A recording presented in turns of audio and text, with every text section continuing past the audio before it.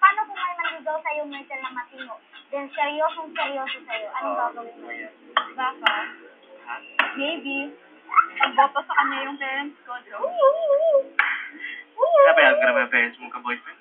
Tingnan lang natin. Pag type nila. Ganon. Oh my God. Ano ba type ka, Brian? Kahit siya ng parents mo. Dami. Ewan, ano bang type ng parents? Depende rin eh. Yung mom ko usually, siya yung picky. Oh my gosh. Oh my gosh. Bakit? Namigaw ka sa akin, mag-iisan ka ng mama ko. Joke lang. Meron ako. May boyfriend ka na! Meron ako. Ano? Ano sabi yan? Pag manligaw ka daw sa kanya, botong-boto sa'yo yung nanay.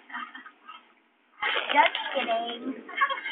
Ay, Gusto mo namang ano ako eh.